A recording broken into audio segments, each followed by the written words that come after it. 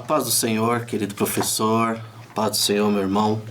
Estamos aqui para mais uma gravação desse subsídio do CAPED, que tem como objetivo lhe proporcionar material, lhe proporcionar ideias, para que você possa preparar a sua aula e alcançar os seus alunos com um material de excelência, né? Para os comentários de hoje da lição de número 2 desse terceiro trimestre, onde estaremos estudando a missão de pregar e fazer discípulos, temos aqui a honra e o privilégio de ter o pastor Saulo e o pastor Lucas, que estarão tecendo seus comentários, estarão acrescentando nesse bate-papo. E o meu desejo é que Deus possa lhe proporcionar a oportunidade de ter um material a mais. A aula de hoje, ela está baseada na leitura bíblica de Mateus, capítulo 28, versículos 18 ao 20. E o nosso texto-chave está em Mateus, capítulo 28, versículo 20, que diz assim: ensinando-os a guardar todas as coisas que eu vos tenho mandado.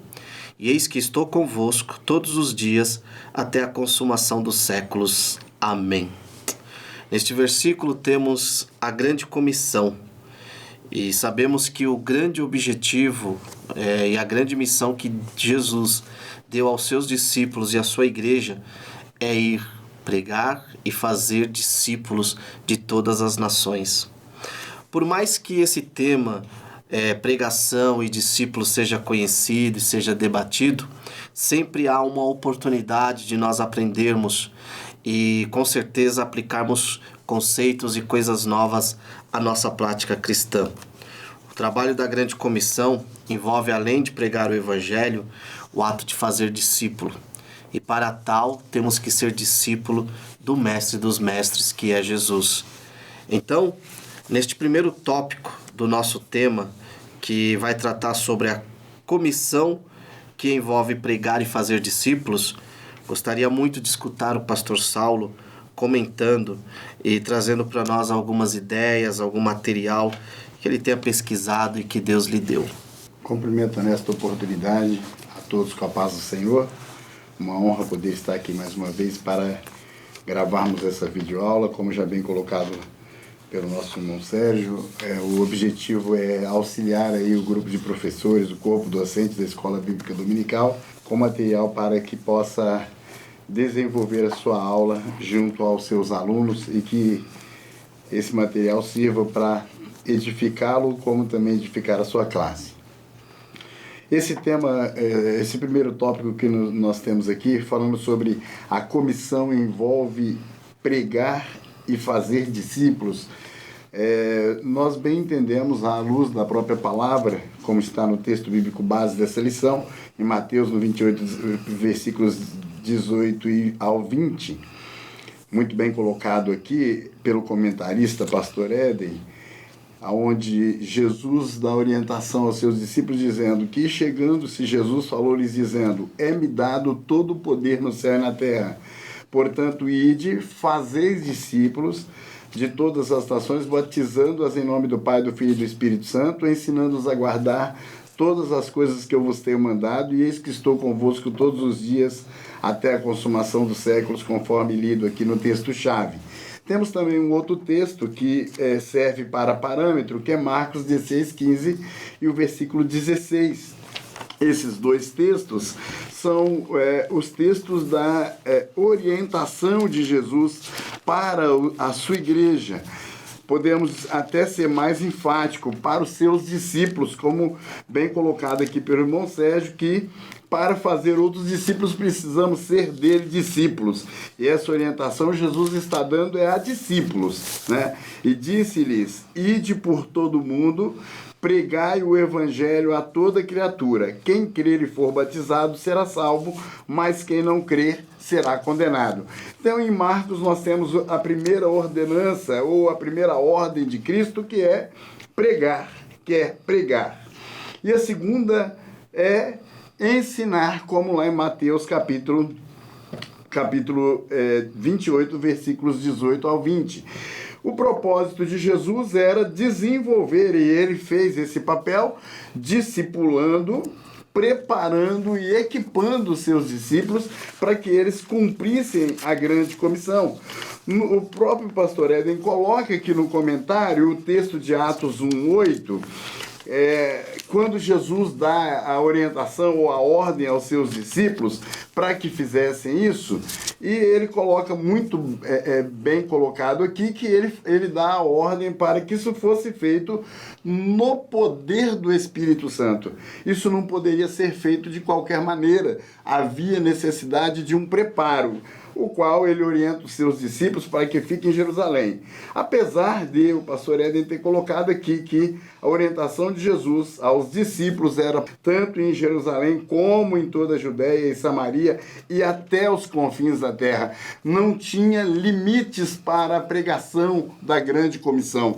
Esse evangelho tinha que ser pregado em todos os lugares. E cumprindo também Mateus, capítulo 28, dos versículos 18 ao 20, esses a quem foi pregado o evangelho deveria ser também ensinado, essas pessoas deveriam ser instruídas. Nós vamos ver o cumprimento disso quando nós damos sequência aqui na própria lição. O pastor Éden traz aqui no primeiro subtópico o contexto de pregar a mensagem do evangelho. Voltando um pouquinho antes, ele fala aqui de grande comissão, e achei interessante a expressão grande omissão, porque quem não cumpre a grande comissão está cumprindo uma grande omissão, né? De não fazer, de não cumprir o seu papel. Como é colocado também aqui pelo irmão Sérgio, eu não vejo e não consigo entender, apesar das nossas longas, grandes discussões a respeito de um tema como esse, a minha grande dificuldade é de não compreender a igreja não exercendo isso, não fazendo isso. Às vezes até treinada, desenvolvida, capacitada, equipada, mas não praticando aquilo que ela recebeu como uma ordem direta. Ninguém discute, e não há no meio evangélico quem seja contra essas duas ordenanças de Jesus, que é pregar e ensinar. Que primeiro prega, aqueles que aceitaram a pregação devem ser instruídos. Isso é claro e é aceito por todo o meio evangélico ou por todo o conceito denominacional. E nós temos a clareza de que quando nós estamos passando por esse processo, que aí o pastor Éden divide isso em duas etapas, dizendo que a primeira fase é pregar, a segunda é ensinar. E então, nessa primeira etapa de pregação, ela tem diversos modos de acontecer, diversas formas de acontecer, como os trabalhos de cruzadas evangelísticas, como os cultos. Eu penso que nós, às vezes, entramos em um certo comodismo, de fazer, às vezes, uma pregação equivocada, de pensar que, às vezes, nós, cumprindo a abertura de um templo aos domingos para um culto da pregação e às quartas-feiras, nós já estamos cumprindo o papel da pregação. E às vezes isso se torna muito religioso, enfadonho, cansativo e sem resultado nenhum, quando na verdade a orientação de Jesus é uma ação mais contundente, de pregação em todos os tempos. Quando nós vamos olhar o próprio exemplo de Jesus, ele pregava por todos os lugares por onde passava, nos vilarejos. Ele foi o primeiro lugar que Jesus foi pregar, foi na Galiléia, onde havia, segundo o próprio texto bíblico, uma grande treva. Foi lá que Jesus procurou para poder entregar as suas primeiras pregações. E então a orientação dele é que nós, a igreja, os chamados dele, os discípulos dele, precisa ir aonde estão as pessoas a quem precisa ser pregado. Parece que dentro do tempo as coisas mudaram e nós estamos esperando as pessoas virem para ouvir o evangelho e ser pregado a ela, quando na verdade a ordem é que nós temos que ir pregar esse evangelho a toda criatura.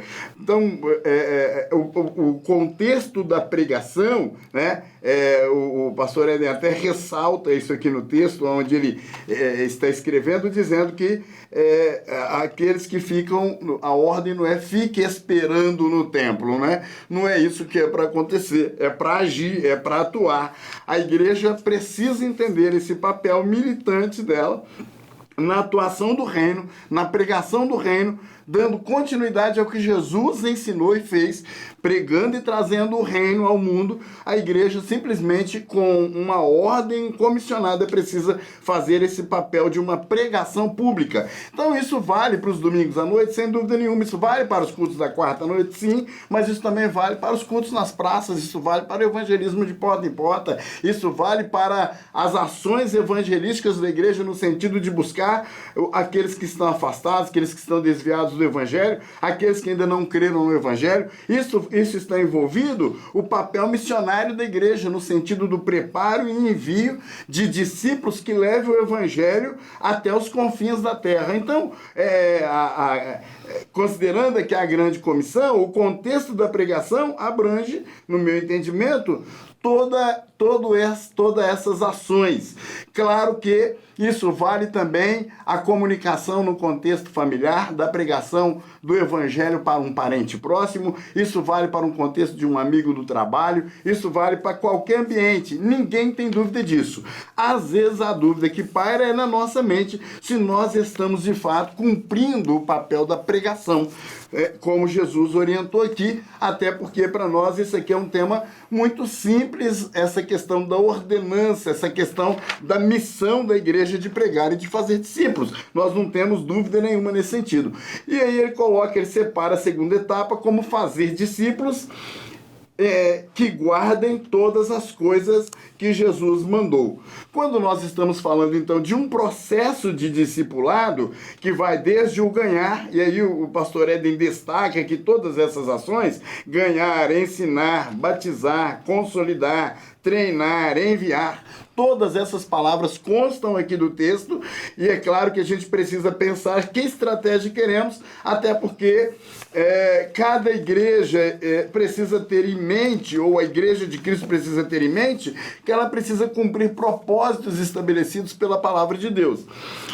O pastor Rick Warren, pastor de uma igreja nos Estados Unidos, ele fala do contexto, eu vou dar uma pinceladinha só aqui no contexto da palavra multidões, que ele usa muito, dizendo que todas as pessoas fora de um contexto de igreja é chamado e conhecido como multidão, aquela pessoa que está lá fora, até que ele vem à igreja, e ele chega na igreja como multidão de fato, sem um conhecimento aprofundado de Cristo ou sem conhecimento nenhum, mas ele precisa ser conduzido dentro de um contexto de culto, aonde ele que estava sem igreja e ele pertencia a uma comunidade, para um contexto de cumprir o primeiro propósito da igreja, que é a adoração.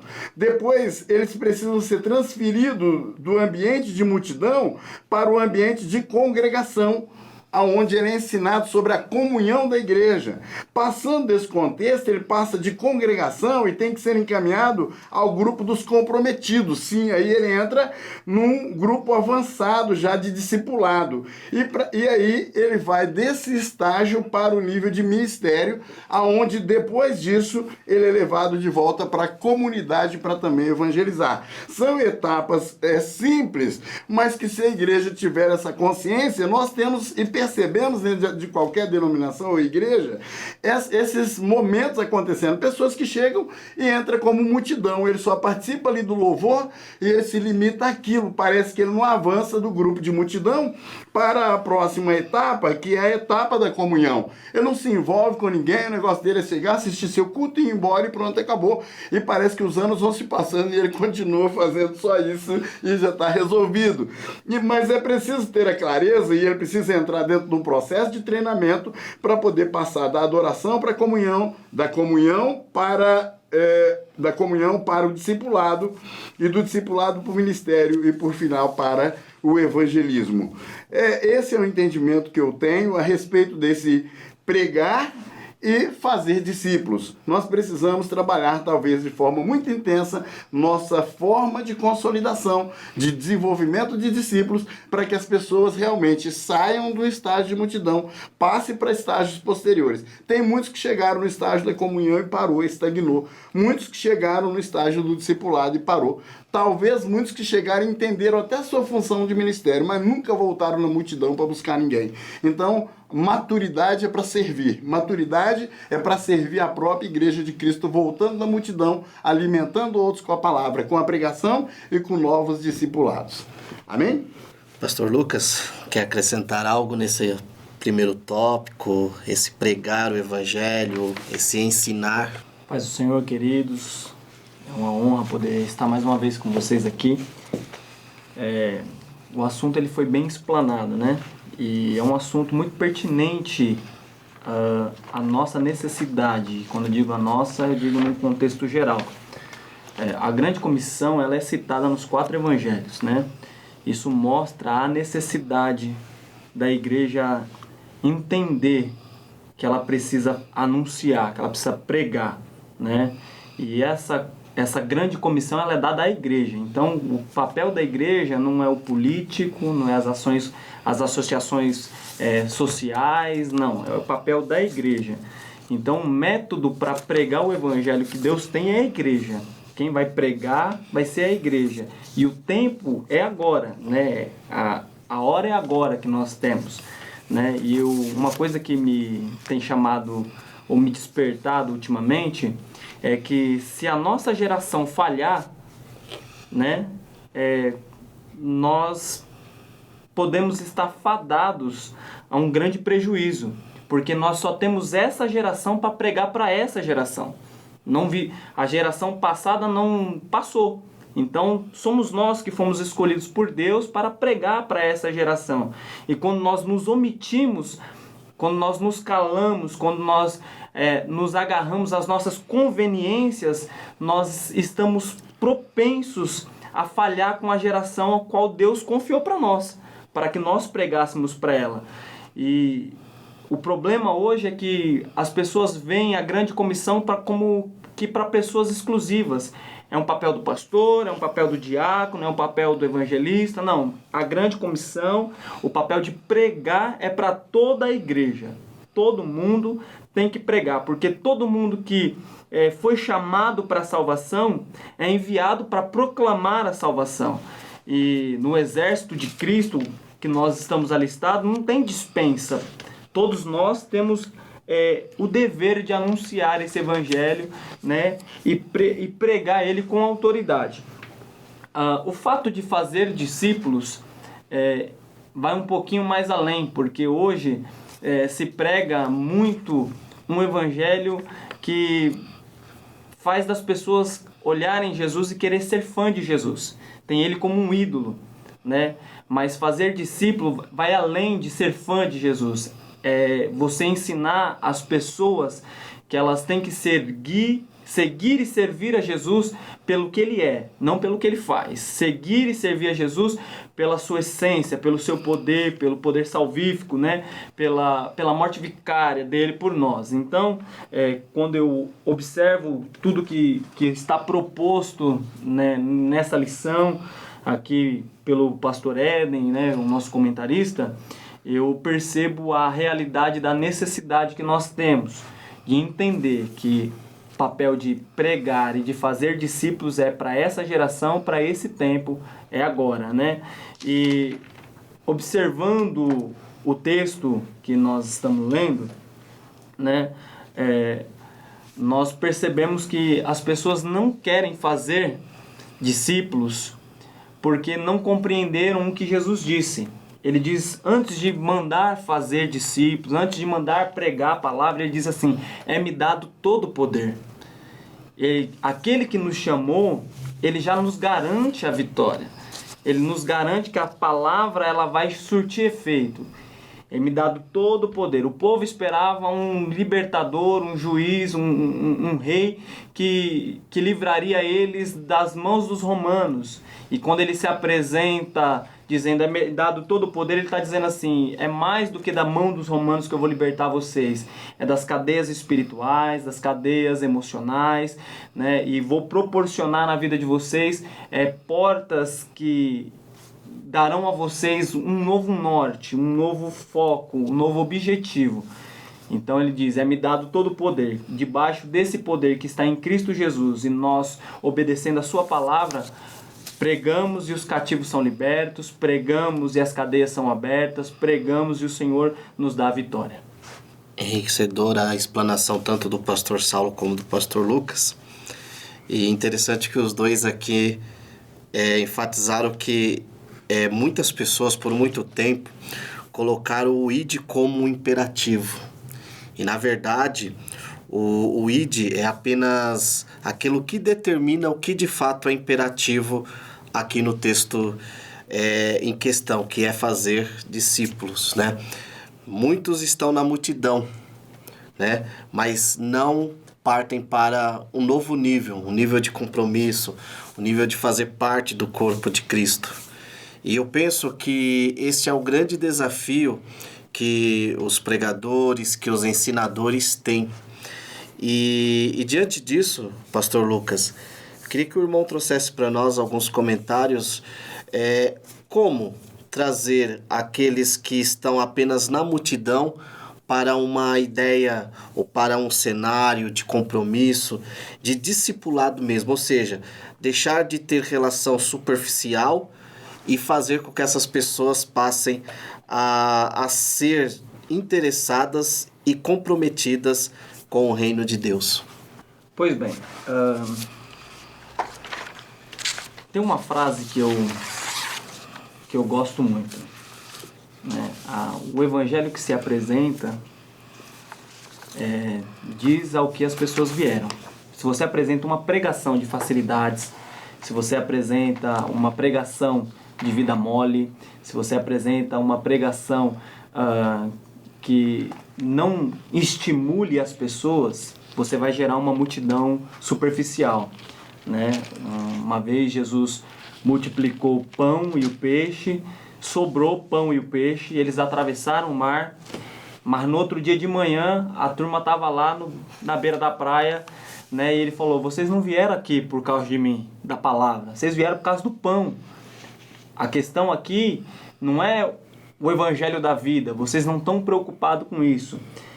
Nós, às vezes, pecamos porque formamos pessoas através do mau evangelho pregado. E aí é onde a igreja ela acaba perecendo. Para se fazer discípulos comprometidos, tem que se pregar uma palavra comprometida com a verdade. E isso é uma necessidade extrema que nós temos hoje.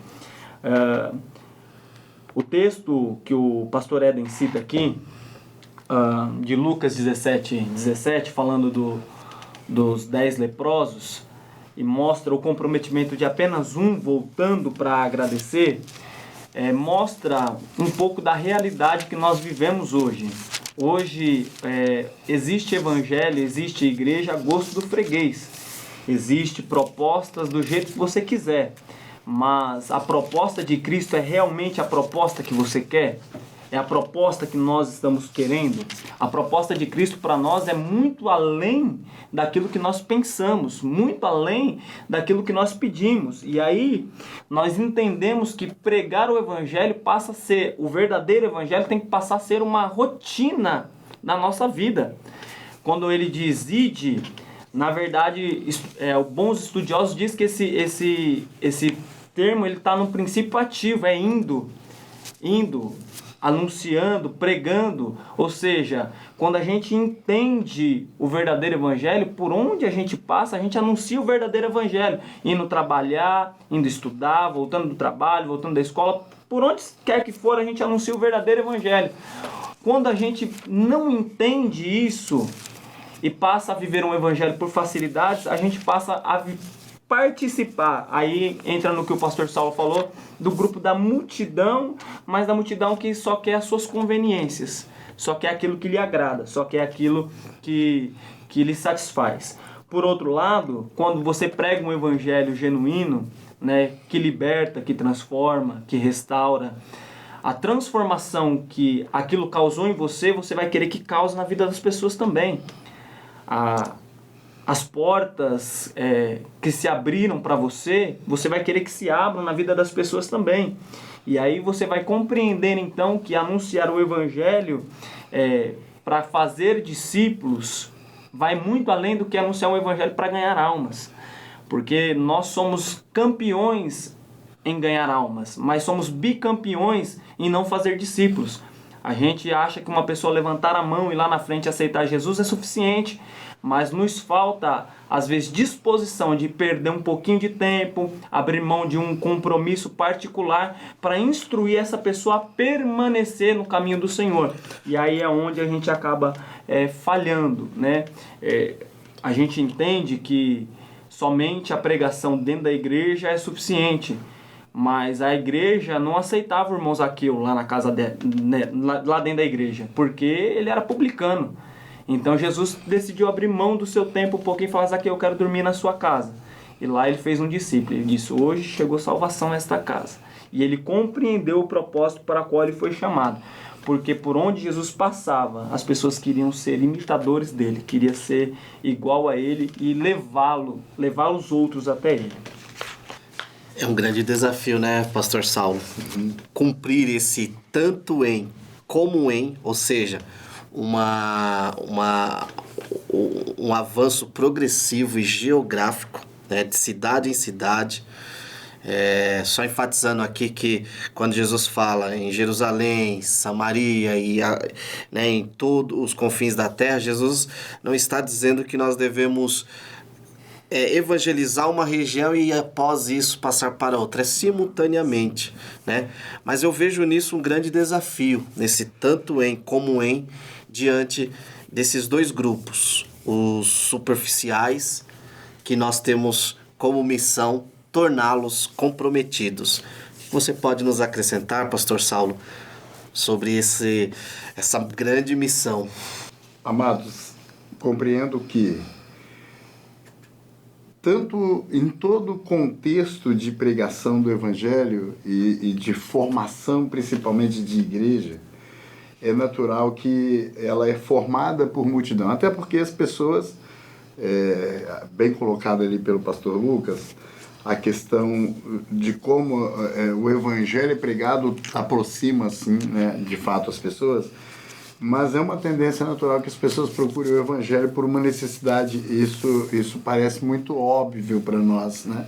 As pessoas procuram o Evangelho sempre arrastado por uma necessidade de ordem pessoal.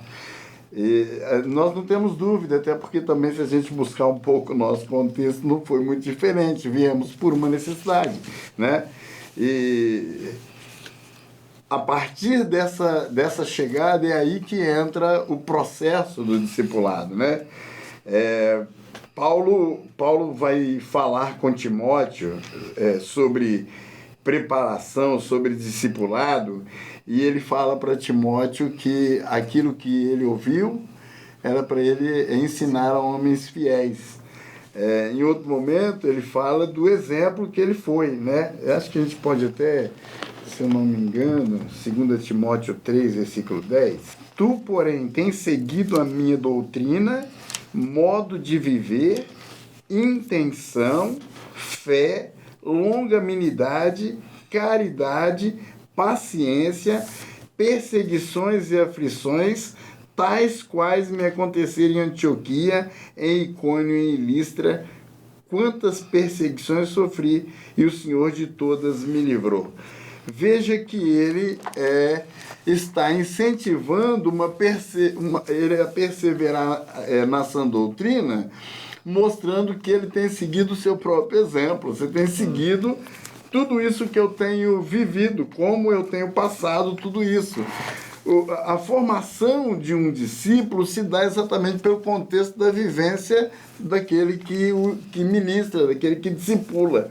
Então, quando nós estamos falando de um contexto de formação de discípulos, para esse contexto das pessoas que chegam como multidão, que vem como um sem igreja, uma pessoa que não tinha acesso ao Evangelho, que passa a conhecê-lo por uma necessidade na maioria das vezes, mas que a partir desse conhecimento é o momento de nós como igreja atuarmos como discipuladores. E aí quando entra essa pergunta, essa colocação do irmão Sérgio, né, dentro de um contexto de atuar em todas as regiões geográficas ao mesmo tempo, como tem que ser isso. Então, cada um na sua função de pregar e ensinar, porque o pregador precisa ter essa consciência de que ele prega e ensina. Alguns, às vezes, quer adotar aquele comportamento. Eu só fui chamado para ensinar, ou eu só fui chamado para pregar. Mas a ordem de Jesus, ele não selecionou, até porque tem uns que vão até mais longe. Eu só fui chamado para cantar ou para tocar. E quando, na verdade, Jesus chamou todos os discípulos para fazer tudo, principalmente pregar e discipular. Não tem o argumento de que o meu dom, o meu talento, o meu chamado ministerial não implica em pregação e discipulado. Todos têm o dever de fazer, como muito bem colocado pelo pastor Lucas aqui. Então, não tem... quando nós temos essa consciência, e aí sim, Jesus dentro da sua área de atuação, nós vemos que ele fez, bateu nessa tecla e insistiu nesse processo discipulador, deixando para os discípulos que eles deveriam dar sequência a esse trabalho, a gente vê que logo em seguida, na formação da igreja, lá em Atos, a gente encontra que os discípulos perseveraram na doutrina dos apóstolos. Então, os apóstolos que pregaram, e pregou lá com conversões de 3.000, de 5.000 pessoas, esses discípulos perseveraram na doutrina que eles ensinavam. Então, o nosso contexto teológico de conhecimento da palavra de Deus, ele é transmitido ao discípulo pela vivência, pela prática, que é o que Paulo fala com Timóteo aqui. Vê como eu vivo, acompanha como eu tenho sido perseguido, acompanha minha paciência, os meus atos, como eu tenho andado, para que você seja praticante das mesmas coisas. Você vai sofrer perseguição, você vai sofrer aflições, você vai sofrer açoites, você pode ser preso, tudo que me aconteceu pode te acontecer, mas você também tem que entender que você tem que persistir. Confia isso a outros homens que façam a mesma coisa. Então veja que é um processo de transmissão. O discipulado é uma coisa tão contínua, e a gente pensa assim, discipular é só ensinar as doutrinas elementares da fé cristã e está feito o discipulado e encerrou. É outro contexto equivocado, né, de discipulado, porque o discipulado é ato contínuo. Nós estaremos sempre aprendendo, né?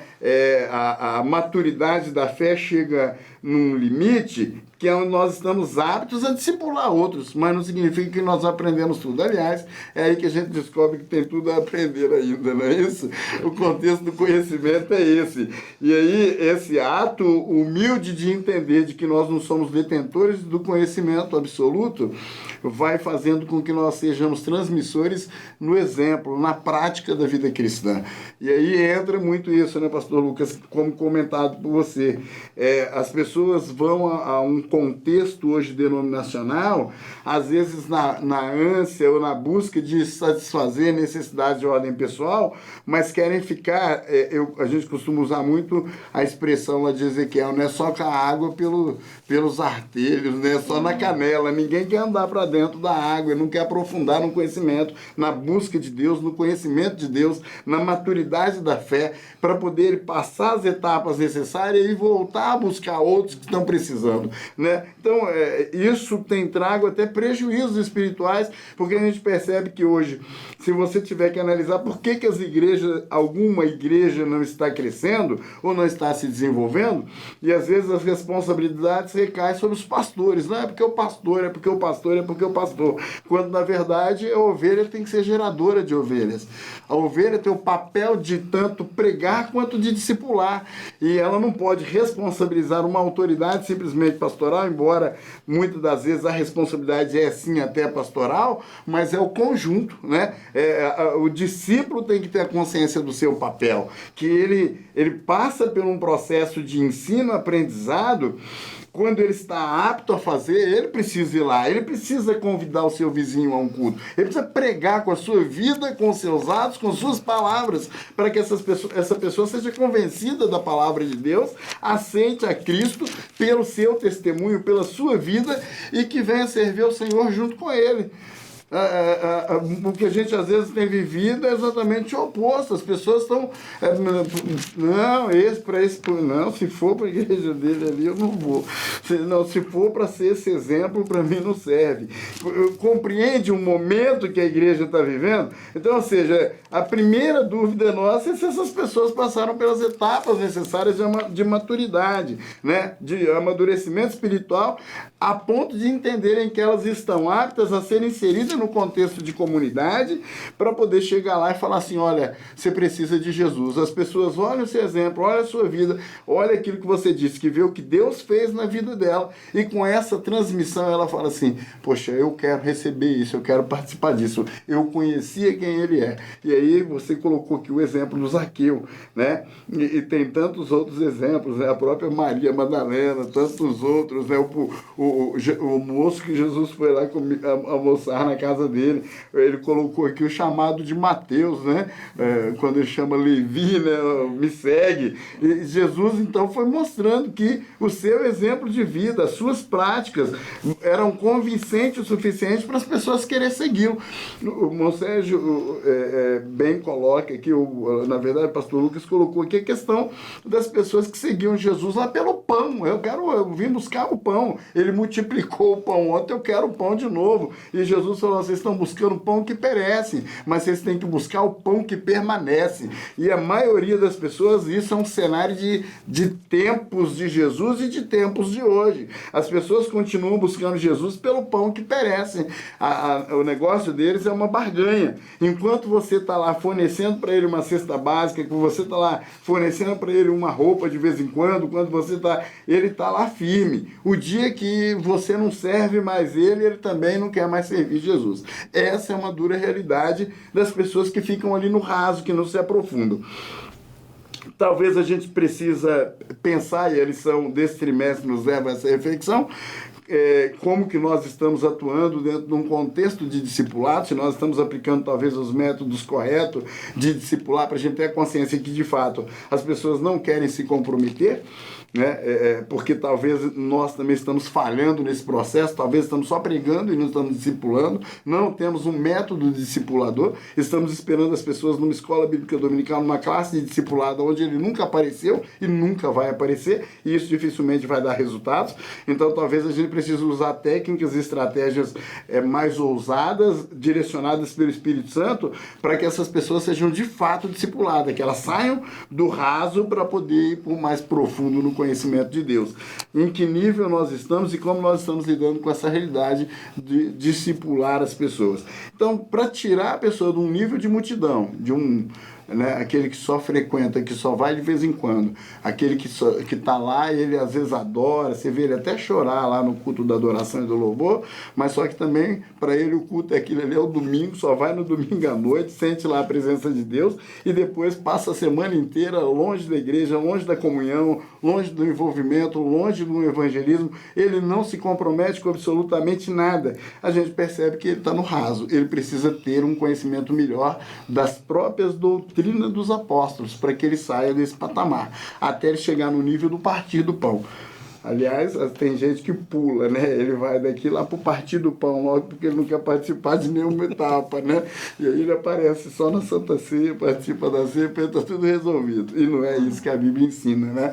A vida da igreja é uma vida contínua de todo dia, de toda hora, de o dia inteiro, de qualquer momento, de qualquer lugar. Essa é a vida da igreja. A vida da igreja não tem hora, não tem tempo, não tem lugar.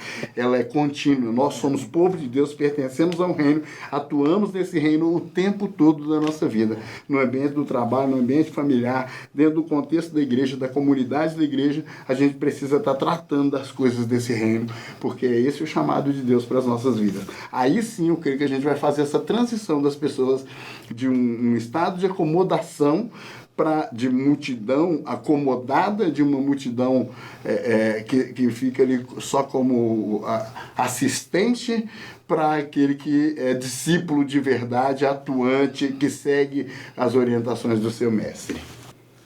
Estamos chegando ao final de mais uma videoaula e só para a conclusão, gostei muito aqui da fala do pastor Saulo quando ele coloca esse aspecto comunitário do fazer discípulo, né? Que é justamente o que Paulo diz, né? Paulo, siga o meu exemplo. E com certeza Timóteo não tem registrado, mas Timóteo deve ter feito algum discípulo também, deve ter falado, siga o meu exemplo.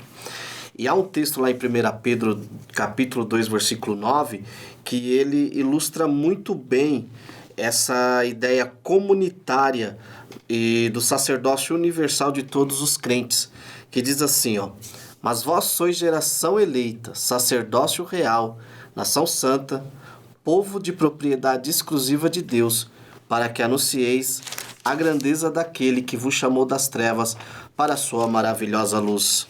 O pastor Éder, o comentarista, ele cita o texto de Colossenses, né? Colossenses capítulo 1 e versículo 13, que podemos parafrasear com esse texto. Fomos chamados para um sacerdócio comunitário e universal, onde temos por obrigação gerar outros discípulos, fazer discípulos, né? No final, o que vai contar é isso.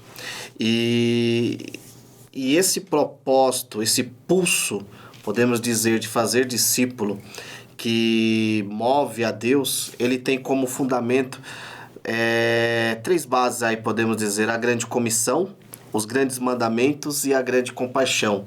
A grande comissão é porque fomos chamados para fazer discípulo em todas as nações, é o que nós discutimos aqui. O grande mandamento é que devemos amar o nosso próximo como amamos a nós mesmos e amar ao nosso Deus. Então, se eu amo a Deus, se eu obedeço, eu desejo e buscarei com que as pessoas elas também adorem e amem e compartilhem e sintam o amor de Deus. E da grande compaixão é que Jesus, como já foi bem colocado aqui pelo pastor Saulo, pelo pastor Lucas, ele viveu uma vida de compaixão. Ele veio buscar e salvar os que estavam perdidos.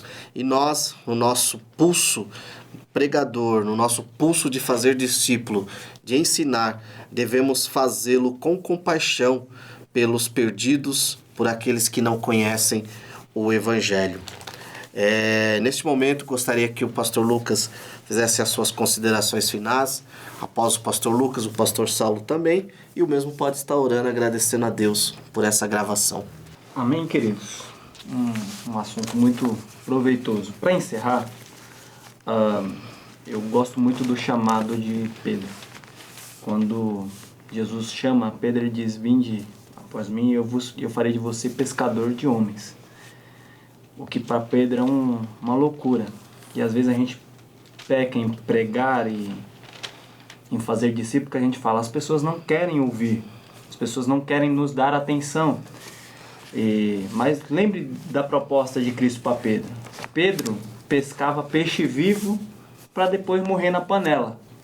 E a proposta é pescar homens mortos para que depois eles tenham vida.